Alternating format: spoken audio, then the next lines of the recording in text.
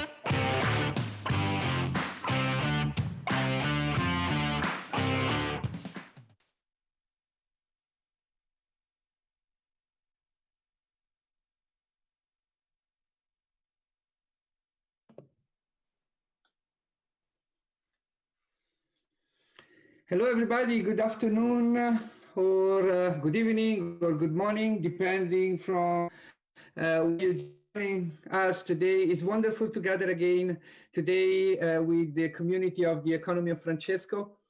And we do have indeed a special guest with us today, Sir Partha Dasgupta. And we will be talking about the economy of biodiversity. Before we get started, I have a quick question for all of you.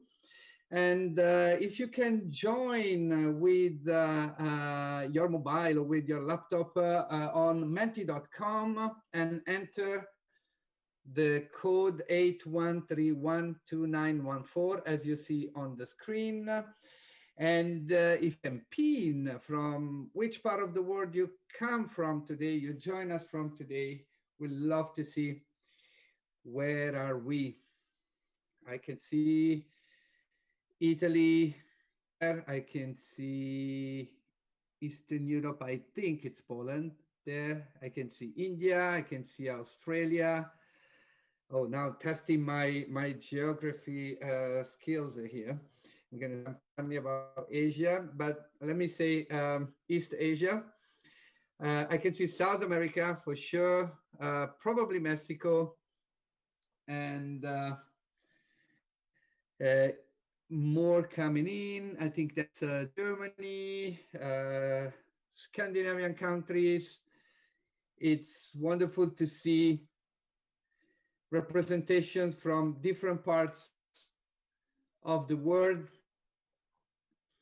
We do know that we have a little bit of an overweight in Italy, and that always shows up. But we say this with a positive and spirit, indeed.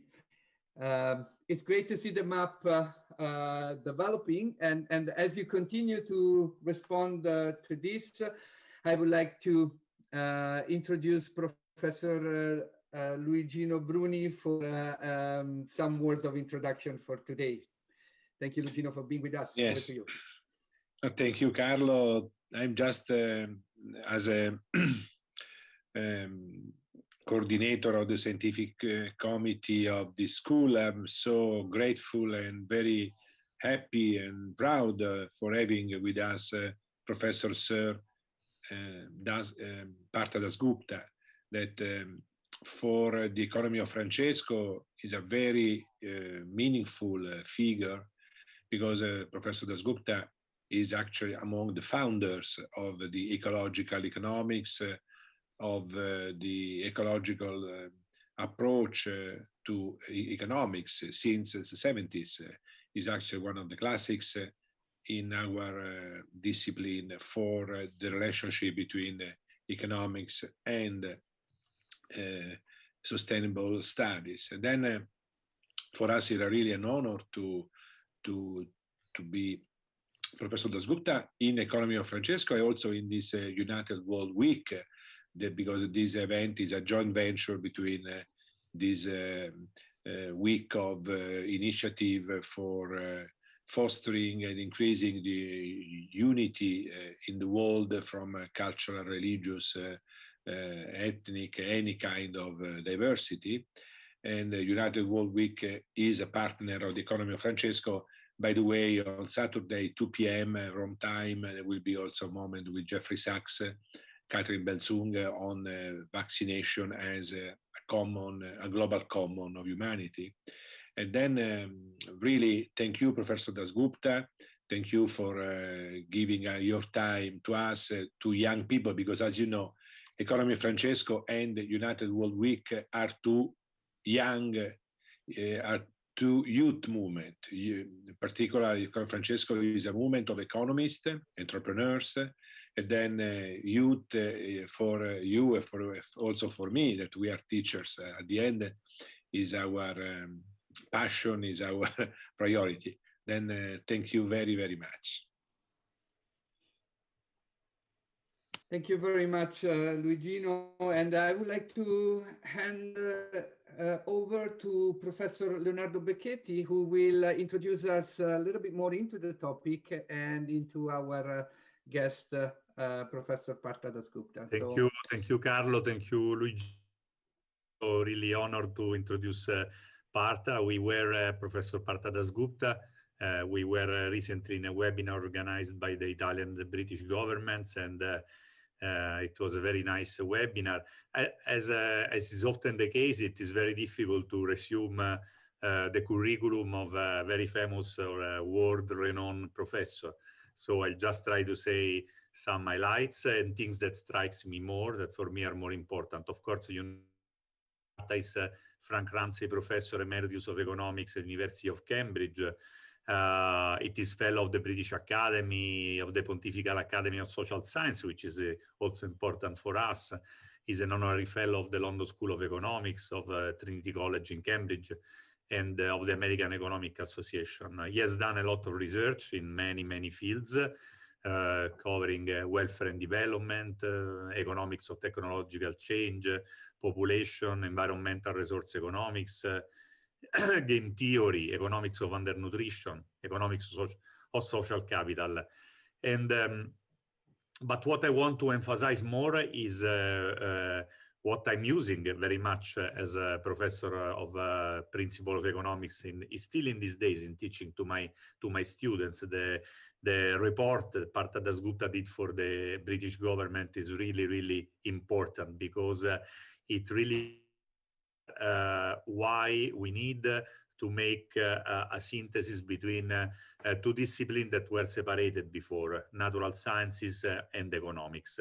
So I'm really grateful to what he did. I used some of his figure a lot extensively, and especially one where he shows that the humanity, as a humanity, we live 24 years and we're 230 million in the year of Christ's birth. And now we live 73 years on average, and we are 7.8 billion.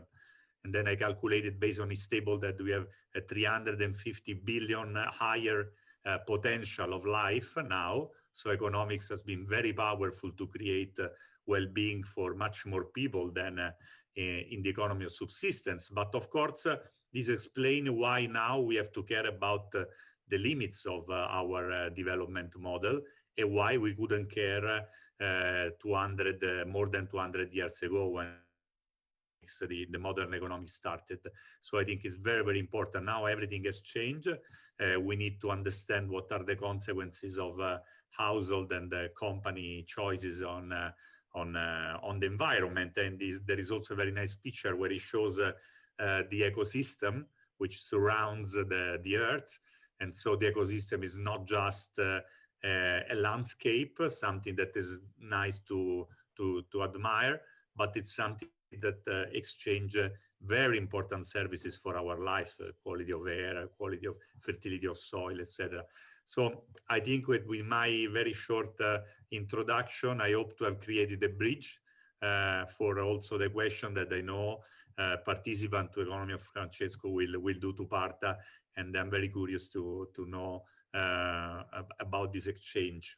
So thank you very much. I give the floor to Partha, and very happy to be here.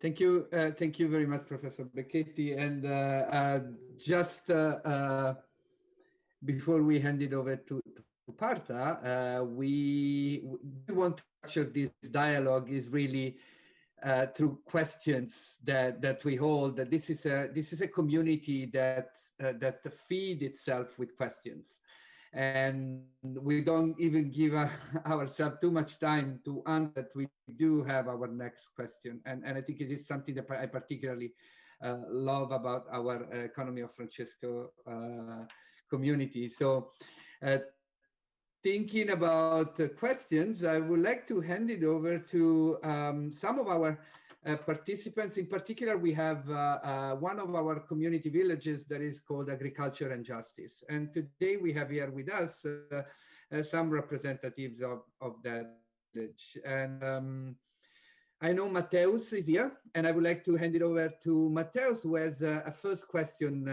for you, Partha. So Mateus.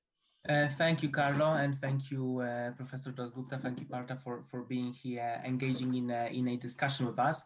And thank you for the work you have been doing, you are doing, and I hope you will be doing in the field which you are working.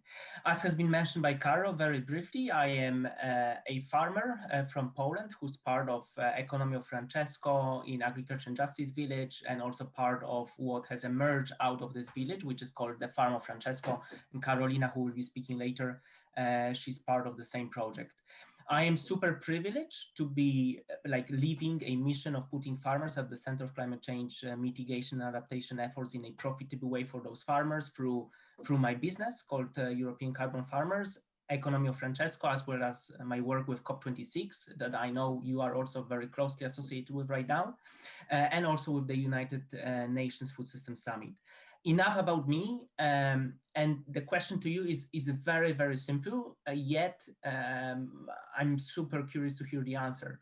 And the question is, why have you been working with the UK's government on your latest review? Why not somebody else?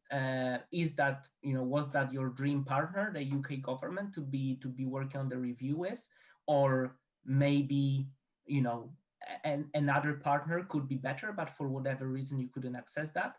So why and how was that collaboration? Thank you, and thank you for your work. Thank you for your questions. First of all, it's a pleasure to be with you all, and it's an honor. Why did I get involved with the UK government? It's very simple. I was asked. It's totally asked.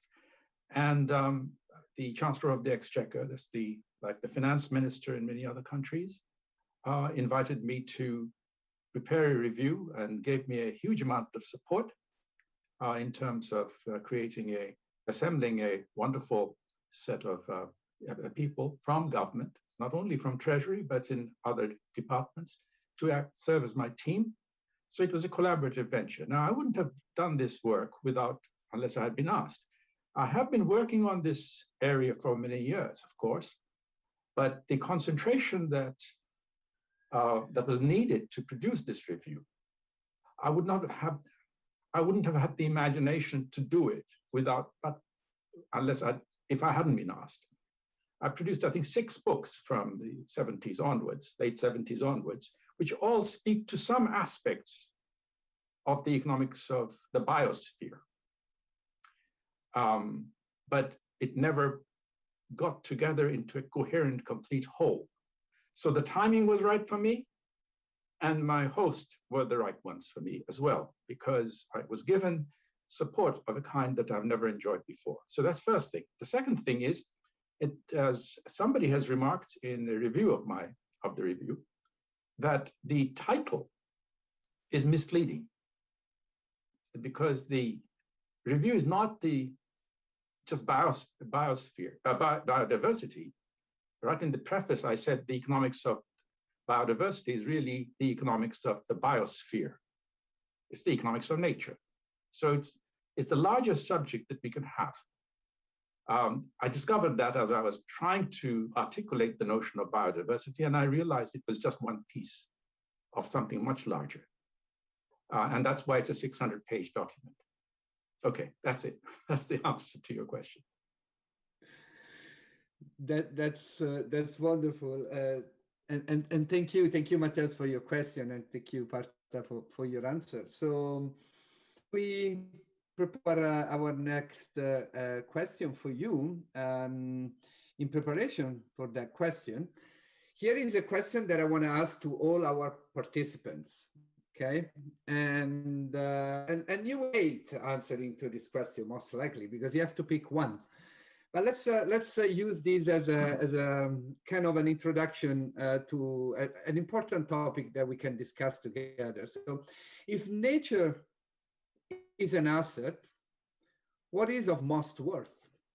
You can pick one here. It's not an exhaustive list, of course, but there's bees maybe, or sharks in the ecosystem of the oceans, or pandas, or humans, as we understand more and better that we are part of nature, or insects, or perhaps water at large, or land at large, or air at large. So I will keep answers hidden for a second here, and we'll get back to the answers, Partha. And meanwhile, I would like to ask you a question. Could you explain what you mean in the review when you say everyone should think of nature as an asset? Can you tell us more? Yeah, it's really quite simple, and I think it may come as a surprise to some, but when you think about it and look out and see what people are doing, they will see that nature is an asset. Nature writ large is, of course, the largest asset of all, and we are part of it. We are ourselves part of nature, so we are included in this asset structure. But the review found it most useful to build the economics of the biosphere on the backs of ecosystems and the services that ecosystems provide. Now, ecosystem is not a very well-defined concept, and that's why it's a good thing to work with. Too sharp a definition and you're going to go wrong. This is to have it loose. A hedgehog's stomach or gut is an ecosystem, and so is the forest in which the ecosystem, in which the hedgehog resides. So it depends on your context. Your garden is an ecosystem. Your family backyard garden is an ecosystem. Depending on the context you choose, it's a bunch of communities of organisms constituting an ecosystem provide services using material coming from other ecosystems, from the neighborhood, through the wind, through air, water flows, and so forth. So nature is a moving object. It's never still, and yet it's also silent very often, and mostly it's invisible because you don't see the things happening in the root system, in the soils, in the oceans, and so forth. But you ask a farmer and he will say, yes, his land is an asset. Ask a fisherman in a coastal village and he'll say, yes, the coast, this fishery is an asset. Without it, I won't be able to survive. I fish every day. So it's not a big deal to say nature is an asset. How you treat the asset, how you value the asset, that's where the action comes. Not calling it an asset. It's the use you make of it, or the misuse we make of it, how we value it, how we tend to it, that's where the action is, and the review is concerned with that.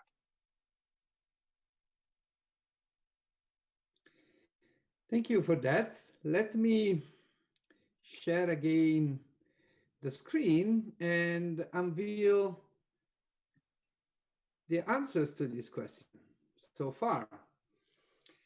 So as you look at the answers from the collective intelligence right now, following our webinar, our conversation, would you have any comment to to what you're seeing right now on the screen? Well, it's a very nicely designed question because, of course, as you can see on the southwest corner is a single organism, namely one animal. On the northwest corner is one animal, but it's a collection. It draws attention to bees as a collection. Well, I suppose pandas as well, et al. So I suppose it's a. On the other hand, water is just, it's not an object. It's just it's a material. It's an element with huge amounts of stuff going on in it, and it covers 70% of the earth. So it's in a way difficult to talk about bees versus water, and then land, and then the air, so on and so forth.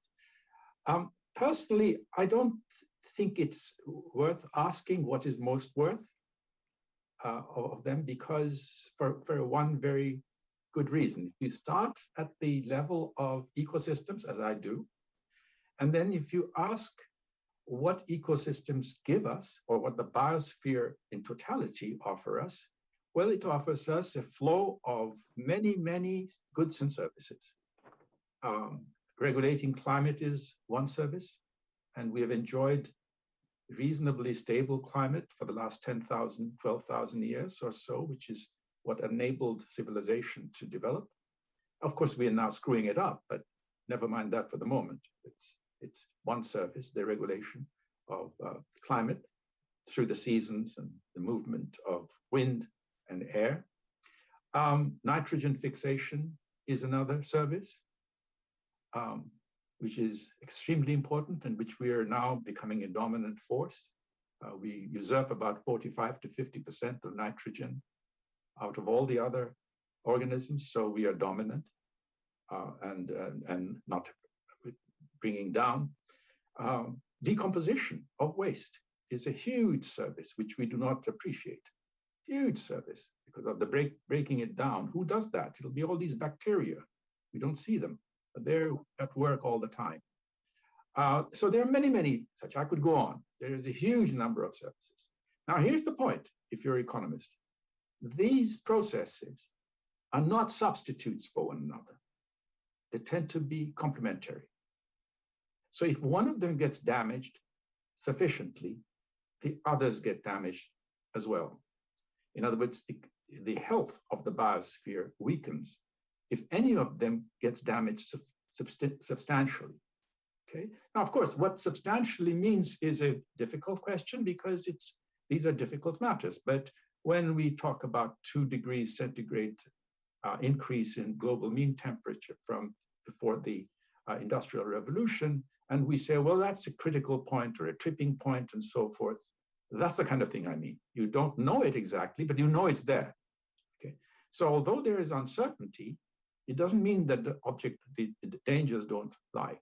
So this complementarity, as I like to say these days, think of an automobile. And an automobile has many, many components in it. And if one of the components, significant components, doesn't work, then the automobile is not roadworthy. If your brake pads break down, then the others could be, or the components could be all right, but the automobile is not roadworthy. If your steering wheel gives in and the rest of it's there, again, it's not roadworthy. If you have a puncture, it's not roadworthy. So these are complementary parts of the automobile. Of course, the biosphere is not that rigid. It has quite a bit of flexibility, but we are stretching it hugely now. So that's the way to think about it. So I would not say at the moment what is the most critical thing. You might say, well, maybe climate change is. Climate regulation is the most critical thing. But the trouble is that climate regulation is a service provided by all the ecosystems.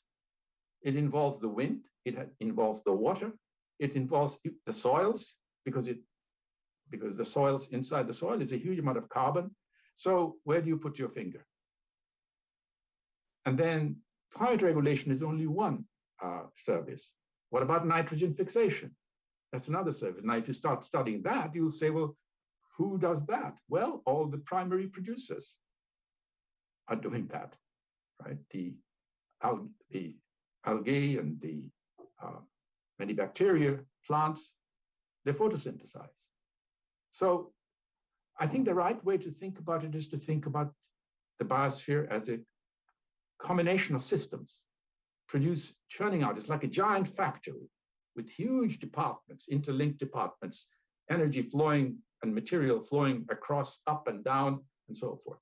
And we are in it, trying to maneuver it somehow or the other. And we are doing a bad job of it because we are too many of us, and we want to have better lives. And better lives means taking more out of nature and then jeopardizing, at the moment we're jeopardizing the future, our descendants, the young people and their children. Thank you for that. Yes, the question was purposefully misleading, purposefully misconstructed, and your answer took us beyond what I was expecting in many ways to understand. While we can still, and we should still, think of nature as an asset, but perhaps that when we talk about ecosystems, there's a new way as well to look at assets, and we have to understand more and better the interconnectedness of the different parts of the ecosystem. So I'd like to move us further. I know Carolina is here with us, and Carolina also is one of our Economy of Francesco participants, part of the Agriculture and Justice Village. No, wrong, yes. Carolina, would you like to say a few words and ask your question for Partha? Yes, of course. Thank you very much, Carlo. Thank you, everyone, and especially Professor Dasgupta. I'm so happy and honored to be here. I wanted to talk about a little bit of agriculture. So as we know, and you also indicate in the review, agriculture is measured as one of the human activities that most emits greenhouse gases and of course contributes to climate change. But there are a lot of forms of agriculture, like for example, agroecological ways of agriculture. Here in Latin America, most of our peasants use that kind of agriculture, indigenous people, and all over the world. Regenerative agriculture are those models that we can go forward, as their principles include agrobiodiversity and their carbon footprint is very different from monoculture agriculture or monoculture approach. It's a very hard question you've asked, but I have to try. It's a very good question, but it's very hard. All the previous questions were marvelous. The map was terrific. Those items were terrific. It leads to discussions. I won't be able to give you a very good answer. I'm not really an agriculturalist, but we did quite a bit in the review on that. So let's I'll work from the other end of your question, which is, I don't think it's useful anymore to think about traditional ways of producing food for a population of 7.8 billion and growing, because most people do not produce food. Most people are outside the food production system. Most people are living in urban areas and so forth. So if you're looking at subsistence farmers, indigenous communities, yes, and there is great attraction for it. But what can we take from that? It's not clear to me we can't take very much. In the early 60s, there was a great fear that there will be serious food shortage in India. I was growing up in India in the late 50s, and that was a serious problem that worried. And population became a big thing among social scientists. We're too many because we can't feed ourselves. Well, the Green Revolution came along, and it sort of really took us away from that scarcity problem. And in fact, now, of course, food is fine. Oh, globally, I don't mean there are a lot of hungry people, but ignore the inequality now for the moment. Globally, we have too much food. About a third is wasted. I mean, that's a shocking figure. That's one of the things that we found when preparing so it must mean that it's cheap, too cheap. And why is it cheap? Well, it's because we're not paying for nature. Nature comes cheap, free, so we can exploit it. Now, in order to be able to feed, the Green Revolution required a lot of technology and water. So we were drawing down on other resources in order to produce food. So we do have a food dilemma, no question about it. One dilemma in the sense that it is eating in order for us to provide, in order to provide food and other things around it. We are depreciating a lot of capital for reasons that you've just now mentioned, Caroline, the associated greenhouse gases and so forth, that goes without saying. So we have a problem, no question about it. One route that some people, a lot of people, scientist friends of mine, worry about is to see whether we can create a more efficient production process. Biotechnology, for example, is something that really needs, modified, genetically modified food, GMO. That is something that we really have to come to terms with. Now, I know lots of environmentalist friends are very opposed to GMOs, but on the other hand, at the end of the day, I have to rely on the science of it. And scientists over and over again have pointed to the fact that the worries that people express are not founded on science. Now, that doesn't mean there may not be any worry, but of course there's a worry as it is now, because we're shooting carbon up there and we're taking water out of the system and so forth. So these are things that have to be discussed really rationally, and we cannot allow shibboleths and because I meant it, I say it only because I know some NGO leaders, environmental NGOs, who are totally opposed to GMO. But I can't see any other way, because it's not traditional methods will help. Of course, some local areas could be helped, but it cannot feed 7.8 billion people, as far as I can tell, because the productivity of the old systems were really quite low. And it was very effective. Obviously, you didn't have the population pressure that small communities had in the past. Not just over food production, it was over retaining water, methods of harvesting water, maintaining the soil, and so forth. But we're talking about really small populations, locally isolated. But today, we're sitting, there are countries which don't produce much food, but manage to feed themselves because they're producing other things and selling it and then buying food, and so forth. So that makes it a hugely messy thing. I don't know if, I know I haven't answered your question to satisfaction, but I'm pointing to difficulties as opposed to solutions, because I don't know any solution. It's something that we have to discuss at great length, but we have become complacent about food, because for 40 years or so, we have not experienced food shortages, except local food shortage, of course. But then immediately, the international community can manage to help. I'm not suggesting there aren't starving people, there are. I'm talking about global, the total amount that's produced. And as I say, about a third is wasted. That says something. That's wonderful. And thank you again, Partha. And I think in the Economy of Francesco community, we do share if that the right questions are as important as the right answers right now.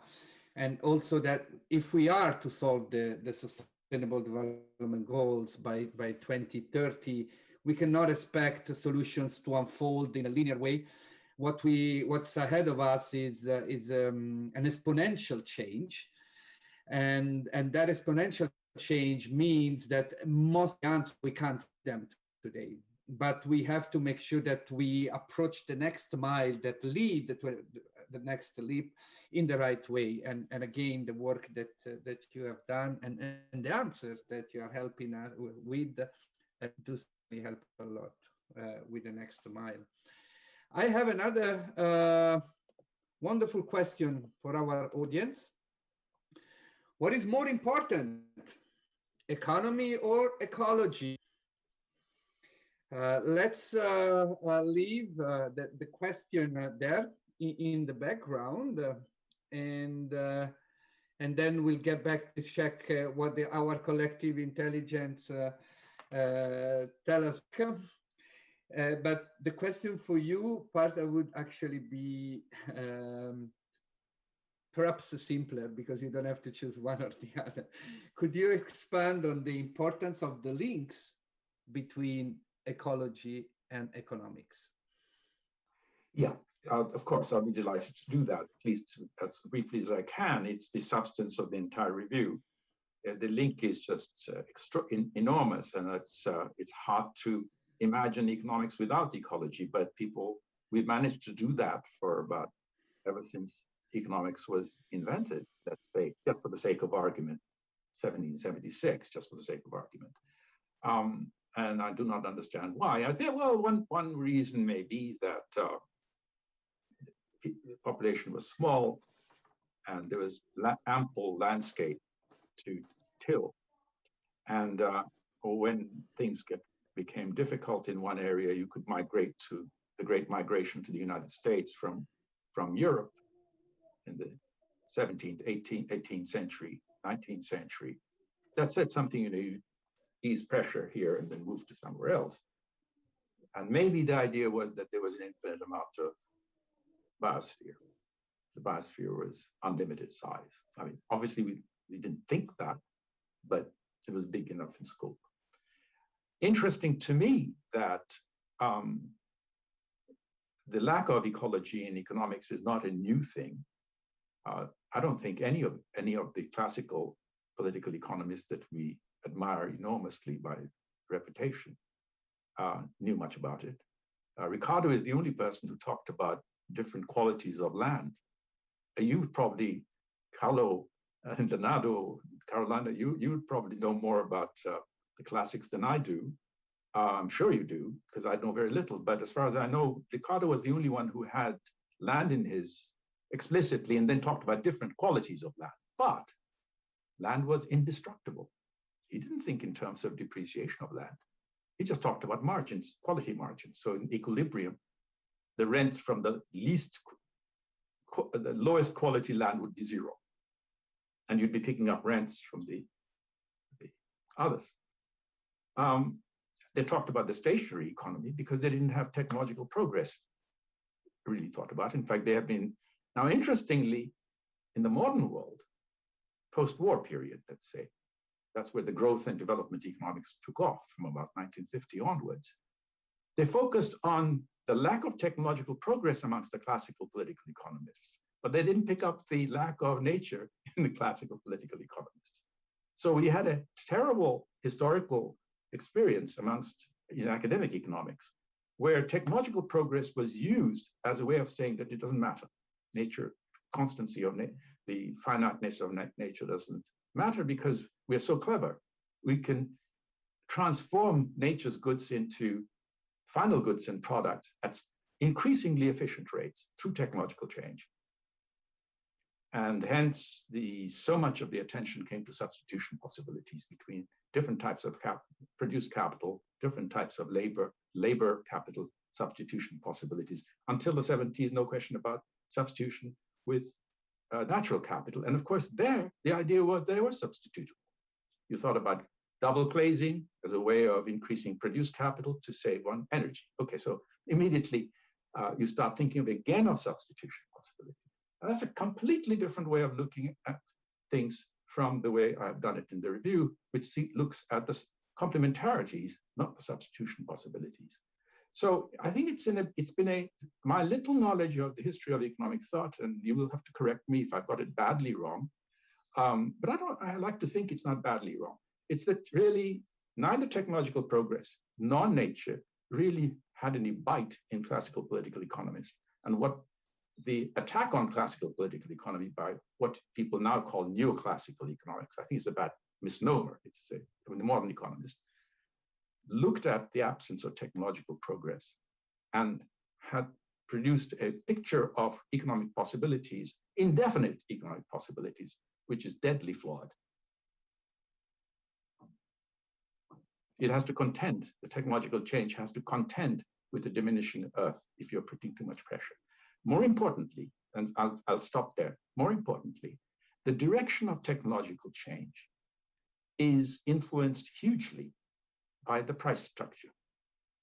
And since so much of nature is cheap, in the extreme they're free, because we don't have any property rights to them.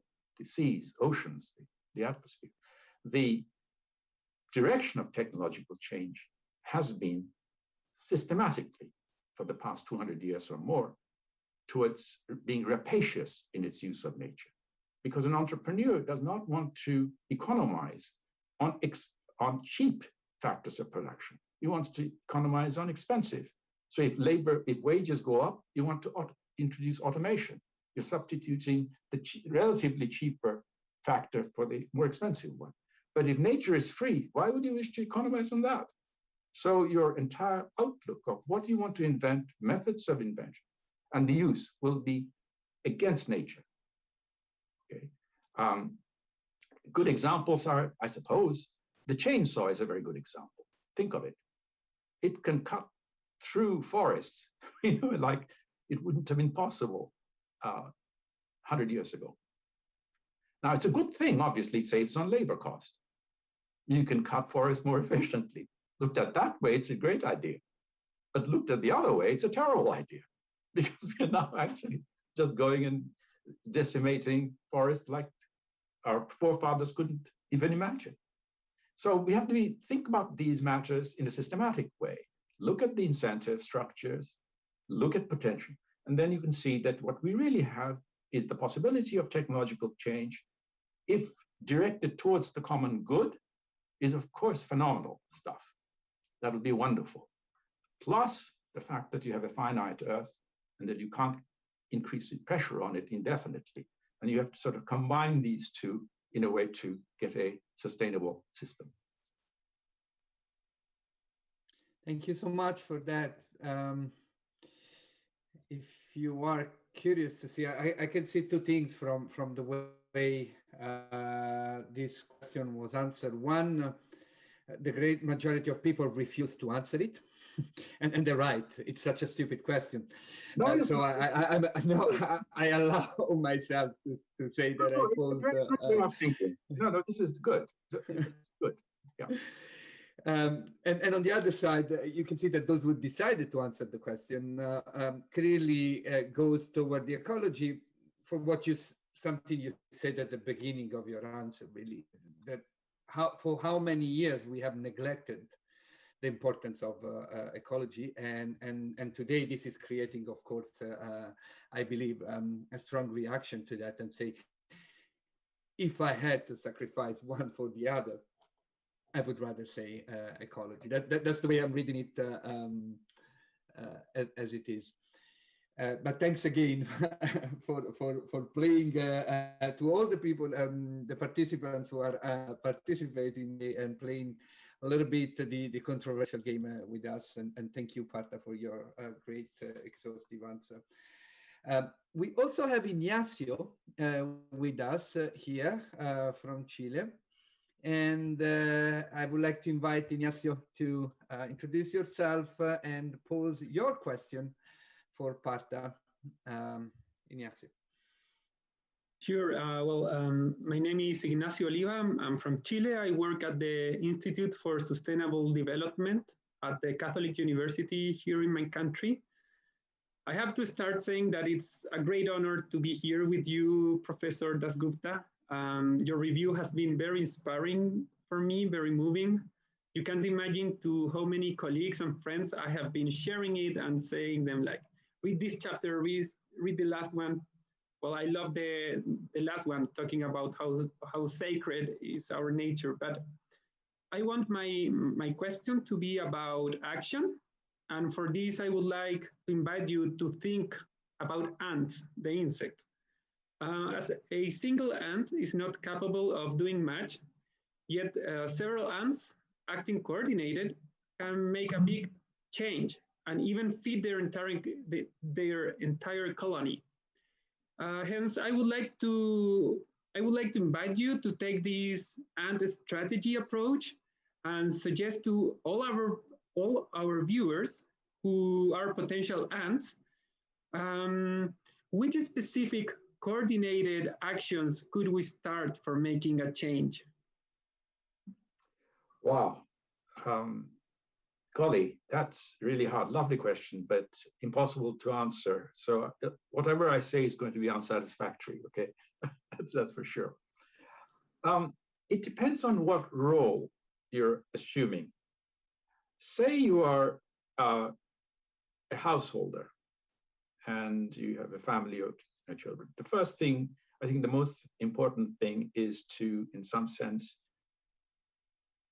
raise your children with an appreciation of what we're taking from nature as we go about our lives. That's extremely important because, in fact, the review ends with a really good economic reason as to why we should be trained to be naturalists.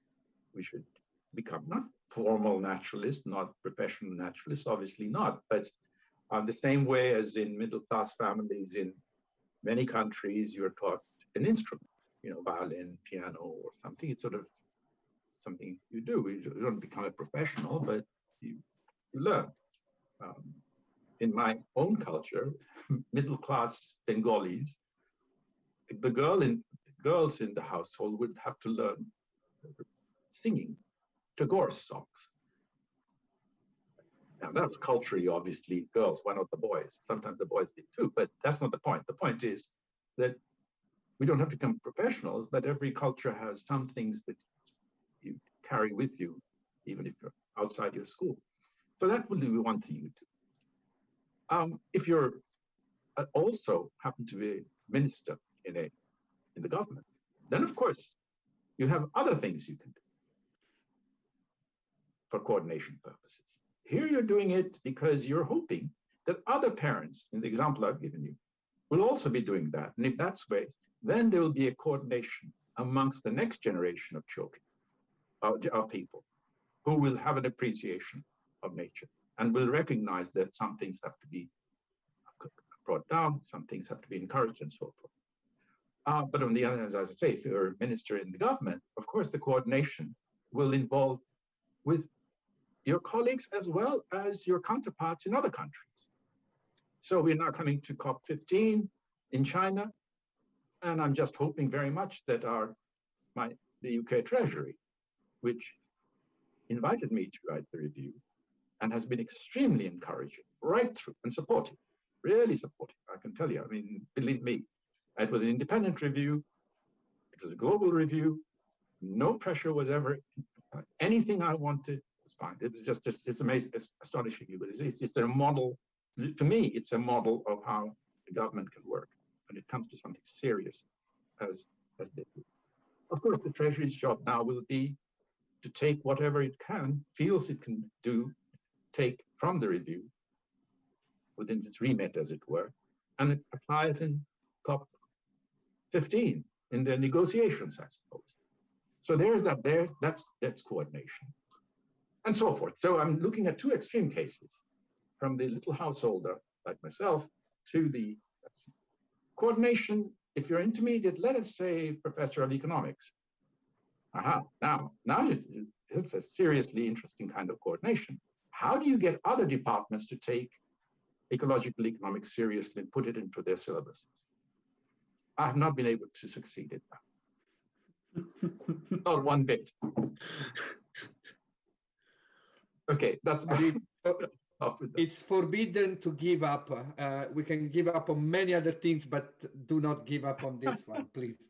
Okay. Thank you very much, Professor. Thank you. And I would like to put two questions together. One that comes from our audience and one that I know comes from Carolina that is here with us. On side, there's a question from the audience that is saying, do we always need metrics to boost care for common things and for things that really are important? Sorry, do we need what? We always need metrics. Do we always need to measure and metrics to actually boost care for things in the common and for things that are important?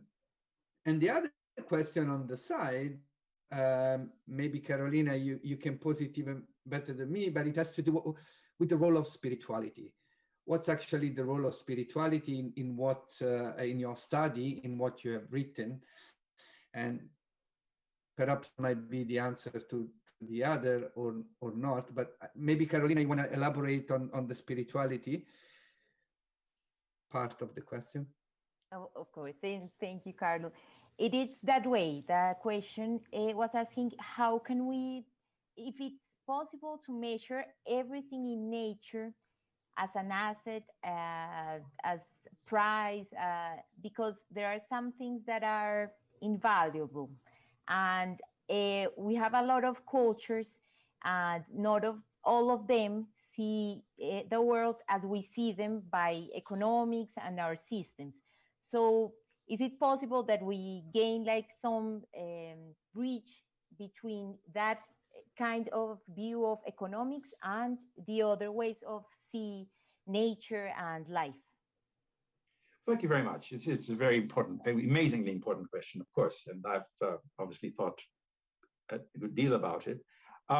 My response to it will be far more satisfactory than my previous answer, in the sense that I have thought about it, and I think I know that my thoughts are, I'm rather confident my thoughts are correct, which is that economics should not be seen as being, it's a grammar of argument. It provides a grammar, it's a language for understanding human interchanges. And now the review is suggesting very strongly how it can be expanded to include our interchange with other organisms, with nature, the rest of where we belong, the rest of our home, as it were. It makes the case, the review makes the very serious case that we are embedded in nature. We are not external to it. So that's a very extremely important distinction to make. You might say that sounds like metaphysical or spiritual and so forth. Maybe it is, but I'm a mathematical economist. I wanted to construct a model of the economy which picks up the idea that we're embedded and show how existing models of growth and development in effect assume, they don't notice it, in the limit, we can free ourselves of nature. And that's the weakness of development. Many ways of attacking or finding flaws with the way traditional mainstream models of economics has proceeded, but this is one way. That is, we are embedded in nature. We're not external to it. And that has enormous implications for our understanding of what future possibilities lie. However, and then of course, economics, therefore, it cannot be divorced from our ethics. Each influences the other. It's not as though we have ethics sitting out there and now we have economics and it has to borrow the values from our ethical system and then put to work. Because the reason is that we don't have an ethical system sitting out there. We're always revising it, trial and error. All the time we are evolving as people, and not just as humans, just as a person.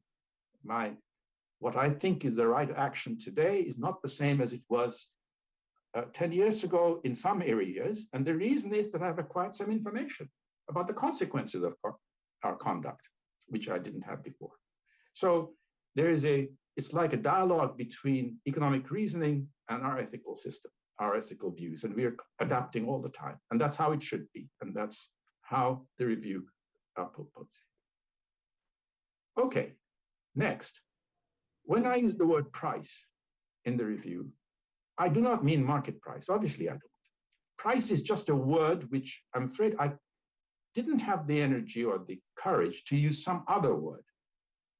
I used the word accounting price or shadow price, which is a formal way of talking about social value, the value you place on an object. It could be sacred, and I'll come back to that in a minute. For the moment, let's take extreme cases.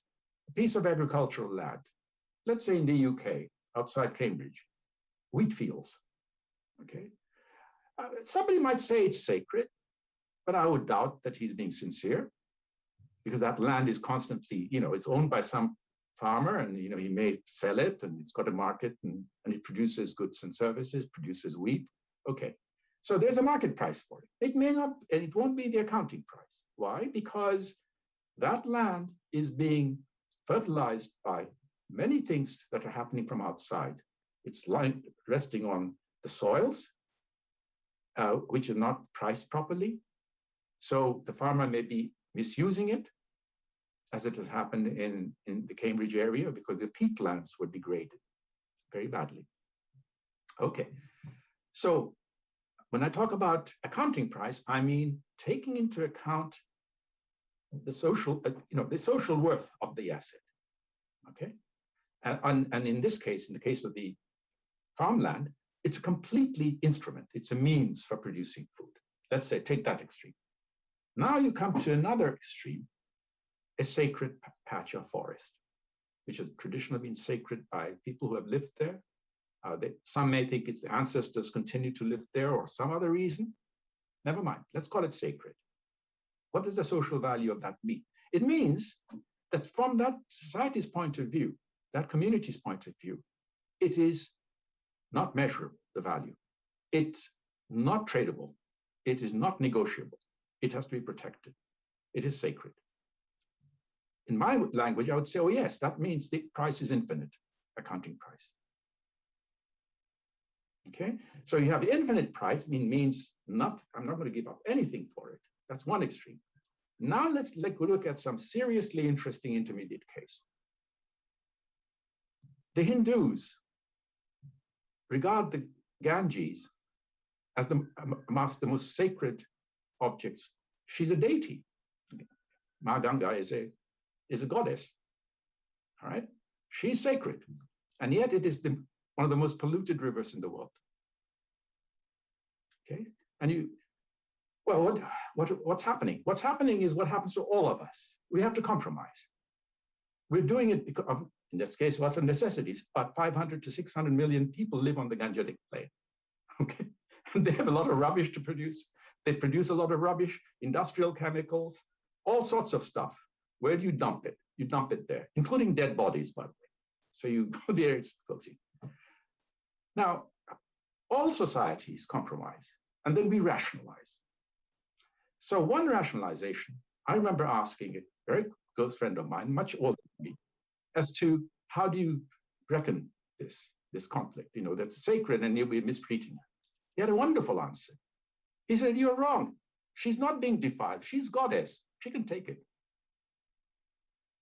That's a very good answer, because that's how we do it all the time. All of us, in different ways, try and live within their conflicts between our needs and wants and our ultimate values. We do that when we perhaps neglect our parents in their old age. What's going on there? We're making the same thing. They're sacred, our parents, in the old age, and yet we have to earn a living. We're raising children of our own, and we don't visit our mother often enough. Okay, we're making that. So everybody faces that. It's not a big, it's not a new thing.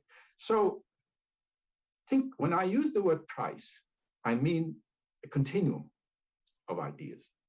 It's not social price, social value. And it doesn't mean that you can value the whole of nature. We don't do that. In fact, chapter 1 has a box in which we show that the idea that nature is worth $33 trillion of years of service, dollars per year of service, is a complete nonsense. It means nothing. The reason it means nothing, it's meaningless, is that if nature weren't there, we would not be here. We'd be dead. And if we are dead, who is transacting that $33 trillion? A figure like that means you can exchange it. So what it means is something very important to remember. The whole cannot be valued, but the parts can be, because it's the parts which change. And you can say, is it worth keeping this wetland, or should we convert it into a farmland? And we do ask ourselves, what does the wetland provide for the community? What would the farmland community? And then we ask ourselves, is it worth making the move? So that's me. And so if we put some accounting prices for that, that makes sense. But it makes no sense to talk about the biosphere as having an accounting price. It means nothing. So I hope that's covered your questions, Caroline. I think wonderfully so. Thank you so much, Partha. I'm conscious of time, and being a resident of Switzerland, I'm just to do something that is not in my chords. I'm gonna go 2 or 3 minutes beyond what was a self-imposed deadline of 5. But I really want to end. There's 2 things we need to do before we end. One, I had promised you that we as a community would like to gift you with our answers. Answers to what? You might in this incredible journey that has been writing the Dasgupta review, I would like to ask you, is there one question today that you're still holding, that it troubles you somehow, and that we might help you answering? So if you tell me that question, I am going to put it into menti.com, ask it to our participants, and then I will ask for their generosity in answering that question for you, and we will send you all the answers. Well, that's a really tough one. I'll just give you obviously something that has been bothering me in recent months and years, recent months mostly, and living in England, living in the West, if you like. So this is not necessarily applicable to Africa or Asia or different cultures. But I am increasingly saddened that the young educated in, let's say in England, since that's what I read, are so concerned about themselves, their inner identity, if you like. Identity politics strikes me as being now something that I feel is destructive of their own futures, because we ought to be concerned not so much with the identity, but with our relationship with nature. We are globally in a really terrible state. The demands we've been making on nature far exceeds nature's ability to supply them, meet them on a sustainable basis. And there's just a huge amount of data on this, and the review characterizes it. And unless the next generation takes it up as a serious thing, as a daily political action, as opposed to periodic ones, but mostly the conversational discussions about identity, I feel in a way they're missing a serious beat. And that bothers me. But there's not something that I need to really address your group, because by the nature of your society, you're concerned with our relationship with nature. So it's not really meant for them. But you asked me about what bothers me at the moment. And this would be one thing that does bother me, because I think it's corrosive, it's inward looking, and it moves away from the collectivity, the collective action issues that you raised some minutes ago about the need for collective action. And need for collective action doesn't come up constantly worried about oneself. It has to have a sort of social element to it, but that social element here now must embrace outside the human community, to the community of bees, ants, and so forth. Not just because they're other fellow creatures, but they're fellow creatures in a very amazingly interconnected way. That's the reason I kept on talking about the complementarity of the services that they provide. The ants are providing services, the bees are providing services. They were not designed to provide the services for us, they were designed for something else. But the fact is that we are part of that huge web. And I think we really need to think about that web for collective action, as opposed to thinking about our personal identities. I don't know if that makes sense, but that's how I feel. So I will leave it as open for the community to leave their comments to this final reflection that you offer to us. And I still think we will be able to gift you back with thoughts. So for all the participants, please leave your comments to this final reflection through menti.com. And I would like to ask Professor Luigino Bruni for some final comments. And I know that Paolo also would like to help us going through the end with some announcement at the end. So, Luigino. Thank you very much, Professor Dasgupta, for this beautiful dialogue, I would say, a sort of Socratic Greek approach to philosophy. That is science, thinking is dialogic, and then you are an example. Just one comment. First, in your last comment on ants and bees, I remember Thomas Hobbes, Leviathan, when he said everybody knows that ants and bees live sociably one another, and someone can ask why mankind cannot do the same. Then the idea that we are not social animals as human beings, like bees and ants, but I think your work tries to show something else. And finally, after your presentation, Professor Dasgupta, I think that the title is, of course, you are not satisfied with this, the economics of biodiversity, but I think you show also the biodiversity of economics, that economics are many and not just one. Then you are complicating economics, showing that there are many ways of being economist. There are many ways of doing economics, and not just the very strict mainstream about. I think one of your contribution is to increase the biodiversity of economic science. Thank you for that. Thank you very much, Luigino. Paolo, are you still here for a closing words? Thank you very much indeed. It was a pleasure and an honor to be with you. Partha, our honor, our pleasure. We take the license to say on behalf of the whole community, and we look forward to engaging with you again in the future. And I think, Paolo, maybe you want to say a couple of final words. Thank you. Yeah. But if you need to go, Partha, of course, we went far beyond the time.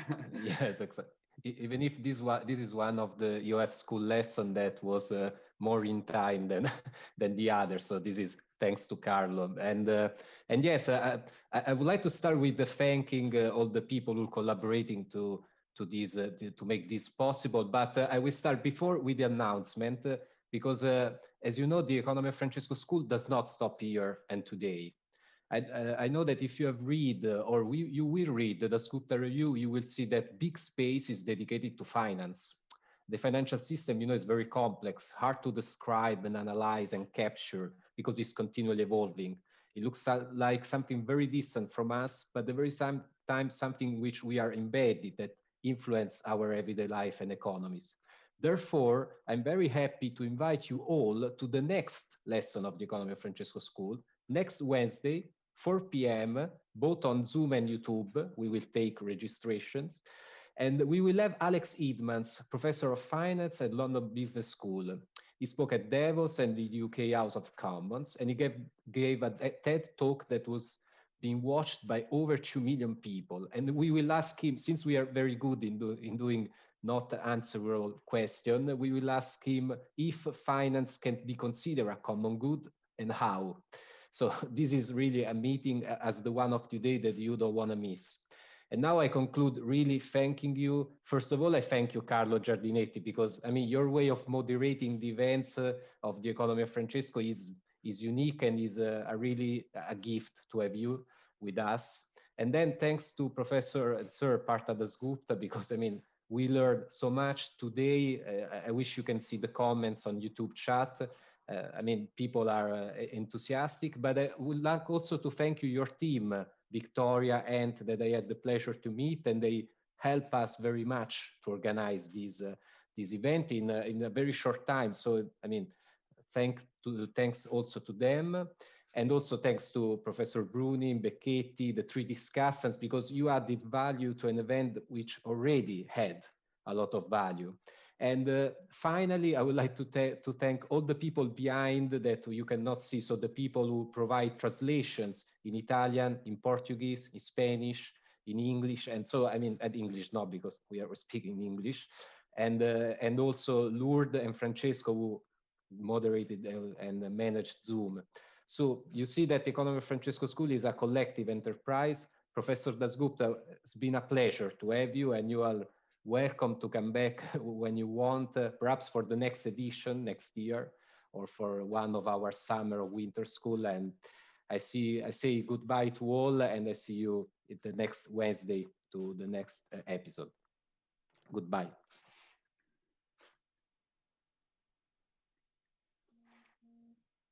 Thank you so much, everyone. Bye-bye. Thank you very much. Bye-bye.